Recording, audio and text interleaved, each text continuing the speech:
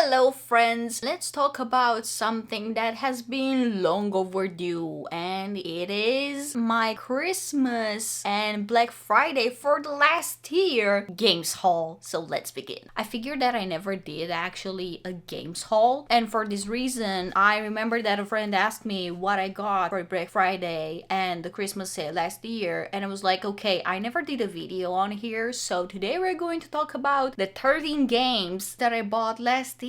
And they were not only those, because apparently I bought 50 something games on Steam just so. But these are only going to be Switch games, and for those interested, I'm sorry that I'm not having any Steam games too, but some of them are also on Steam or on Xbox Game Pass. And we're going to start with Fashion Dreamer, which is a simulation game in which you're just wandering around mindlessly after clothes and you're finding everything that you love. You're building an outfit, you're helping others have an outfit, or building their online persona by dressing them up. It's not really with a lot of story or a lot of quests. You actually have quests at the beginning of the game, and other than that, that's pretty much it. Also, I'm having a video of more in depth about Fashion Dreamer or whether it's worth the price or not on Nintendo Switch, so you can check that out. And unfortunately, I haven't been picking up the game that much, but you would see more of the info in that video. Next on is Minecraft Dungeons, which I truly loved on Xbox Game Pass when I first got to play with my boyfriend, but unfortunately I didn't have any of the DLCs. So pretty much the game was about 20-ish or 20 at max dungeons that we could go, and then we would be replaying the same dungeons but on a different difficulty. And of course we failed some of the dungeons, so that we needed to replay in order to gain more weapons and armors that would fit to beat the final boss at, let's say, the main story, because I don't really know if it's a main story or just level based at its point, because I feel like it has a story that it could follow, because there are like different zones, different biomes, you know, like Minecraft being so versatile, but it's not really a story, so it's just going to be level based. And I got it with the 6 DLCs and a cartridge version. Also, I forgot to mention that Fashion Dreamer was also the cartridge version, which I truly love because I am focusing more and more on the cartridge version. And if you want to check out my latest video about why you should buy the cartridge version and the physical versions more, with all the owning a license for the games and for the books, I made a discussion in the latest video, so check them out too. And since I'm doing all the shameless plugs right now, I'm also going to ask you to subscribe to the channel if you would like more gaming news, gaming reviews, gaming stuff in general, and also bookish related content. I bought an amazing game which was less than $5 being the full price, but I got it for $2.99 and it's just super worth it. It's a mix and match game named Kukulo, and it's an indie game done by a single developer, but it's so good because you're having all these ingredients and you need to have all these recipes according to other ingredients that you're gathering, and then you should upgrade them or not depending on the ingredient itself. And also I'm having a video about this on my channel if you want to see that. And then I'm having Monster Promix XL, which I was excited to get, and I got it for the sale, and then I forgot about it, and then I haven't played it that much, and now I'm like back and forth in between other games and I haven't really played it, so I'm going to make a review or a video about it another time, because right now I'm playing Boyfriend Dungeons that I didn't get for this sale, but I had it since I had my last Switch. And right now I'm also playing like Breath of the Wild and other games, because I'm beginning a lot of games just like I'm doing with the books, but hey, I'm having fun, okay?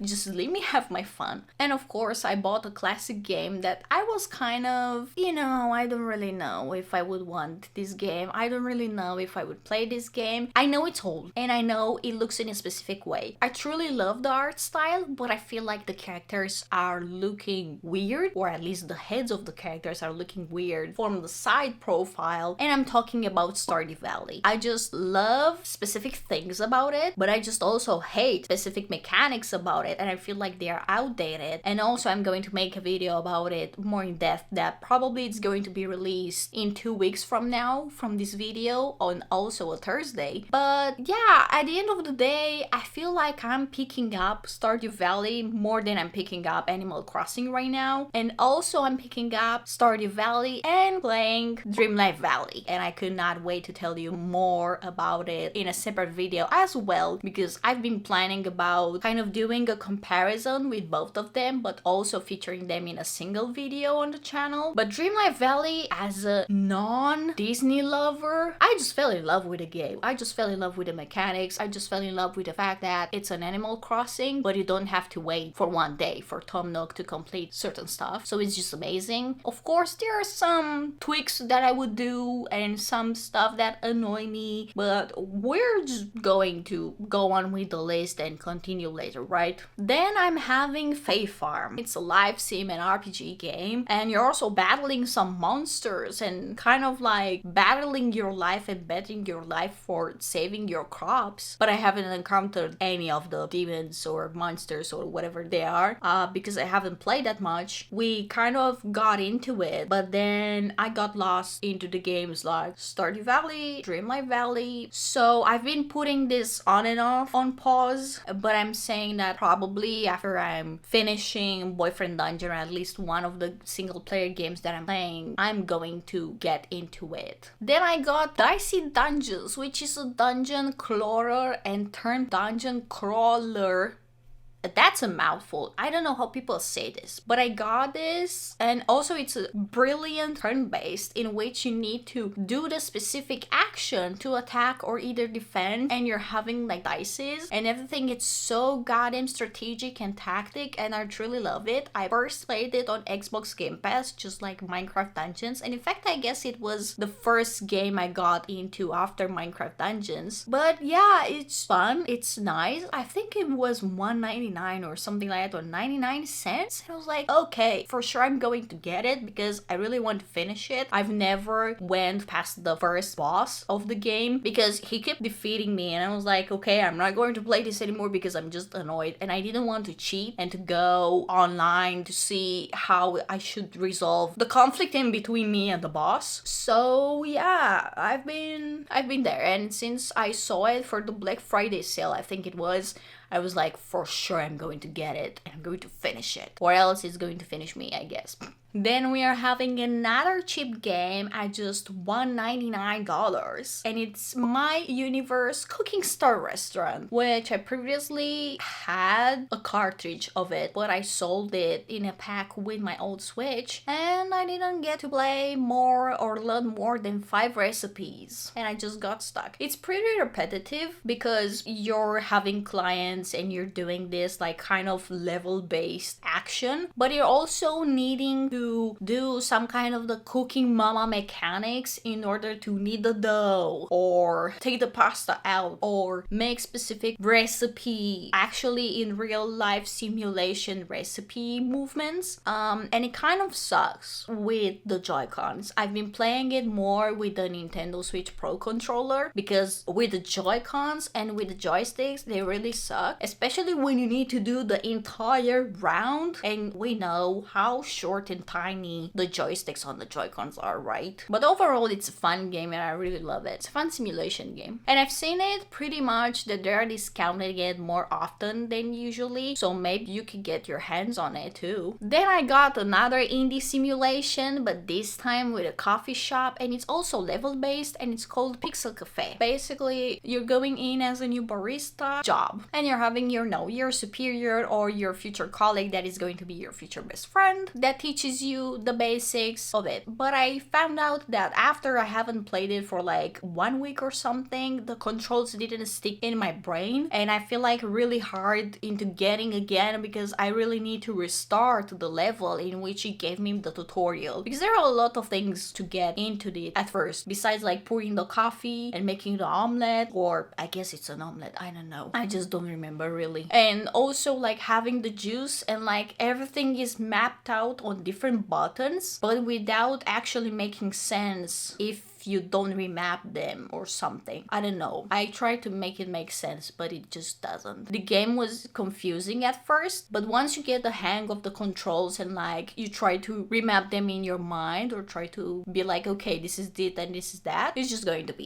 easier. Next, we got another strategy RPG that is like choice based, and really the choices matter, and you're going to like either swipe left or right. I know it's not something related to Tinder, but it's just with swiping, and it's Reign's Game of Thrones edition. I truly wanted the Game of Thrones edition because I'm such a Game of Thrones fan, but actually I just didn't think that it would be such a cool strategy to do. I'm still getting the hang of what the moons are actually doing with the game itself, but other than that, it's just a fun game that you're playing as Daenerys and you can say Dracarys all the time, so I'm just sold on that. Next, of course, I got Breath of the Wild, as I mentioned before, and for those who don't know, is a puzzle open world action and adventure game that is really cool, and you get to play as Link as always in order to save Princess Zelda and the castle from Hyrule, and you need to defeat a lot of boss and monsters. And it took me about, I guess, I don't know, 4 or 5 hours in order to get the paraglider and get off from the first plateau, but actually it got me so much, or I guess so less, because I was always distracted by like getting the chest and battling the mobs there, and then going further on some weird adventure of getting the apple or just getting the spicy peppers or just either cooking.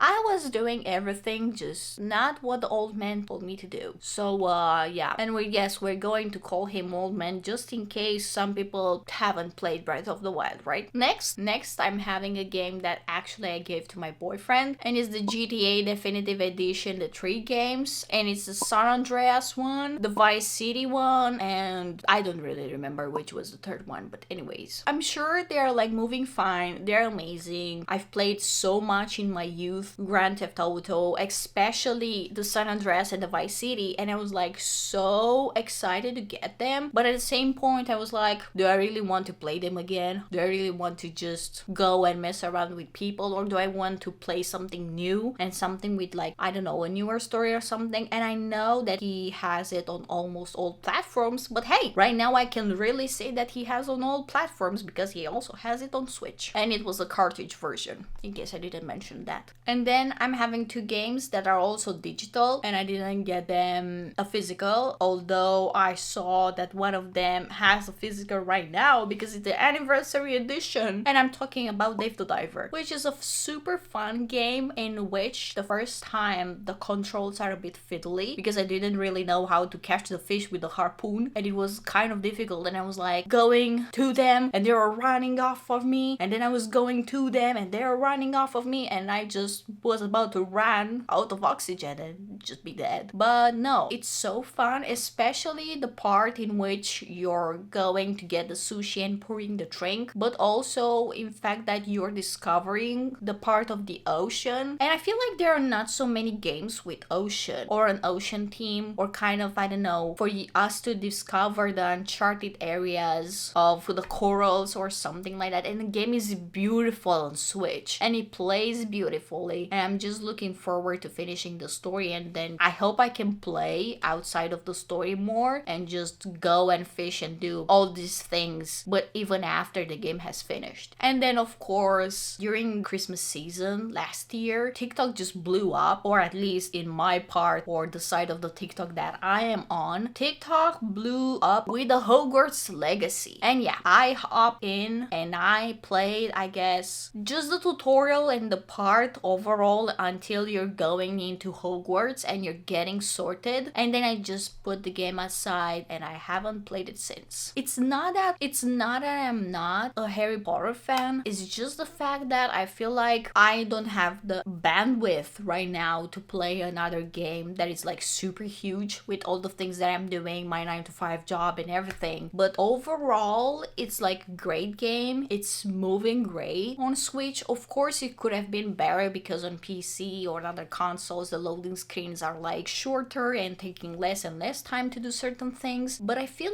like it's a nice game when you want to do something else, when you want to do Quidditch, when you want to battle just some randos that pissed you off off or something. But yeah, other than that, I feel like I don't really want to play it right now, and I want to postpone it when I'm going to be free, for example for Easter or something, so that I can really binge play the series. You know what I'm talking about? And this has been my entire haul. I hope you had fun. I hope you're going to check all the videos that I've mentioned before and all the videos that are going to appear, because I'm going to talk about Stardew Valley, Dave the Diver, Dreamlight Valley, and many more games that I'm loving. I saw potential in them. I want to tell people to play them because they're amazing, and just believe me, I'm not a single player, but I just feel like some stories are so worth it that even I have to drag my ass into staying into this chair for so many days and so many hours in order to complete the story, instead of playing my, I don't know, multiplayer with friends like Fortnite or Call of Duty or something like that. But some of them, they are so goddamn worth it, and some of them are just perfect for the weekend when you need to unwind your shitty week that you had. And I just feel that they're the perfect way of staying away from the problems, or at least just relaxing into the weekend. So thank you for today. Thank you for watching. See you in the next video, the next Thursday, and until then, happy gaming.